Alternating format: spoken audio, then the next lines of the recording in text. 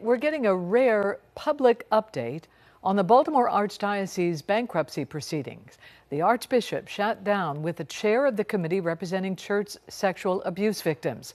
Paul Gessler reports why it could be a while until we know exactly how many abuse survivors filed claims, and even longer until they get any compensation. Stories of abuse, the misuse of power. The two sides read a more than 11-minute prepared statement providing an update in the Catholic Archdiocese bankruptcy case. The Archbishop and a chairperson representing abuse victims say it's too early to say how many have filed claims, as many of the hundreds still need to be vetted. It's not just a number.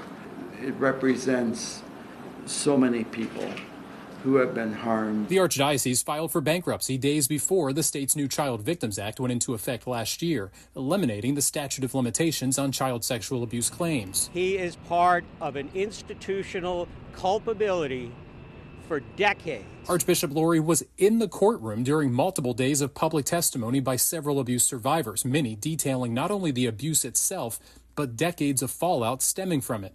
It mirrored much of what was published last year in a years-long investigation by the Attorney General. It identified 158 clergy and other church staff accused of abusing more than 600 victims. Lori says he understands the sentiment from some survivors who want to see the church go under. It's understandable. And as the shepherd of the church, I need to continue and sustain that mission. But do I understand how they might feel? I certainly try to. There's a wide range of wanting the church to go under, but also those who are continuing in their faith in their own churches still. The Survivors Committee chair says their priority is to ensure future abuse is prevented.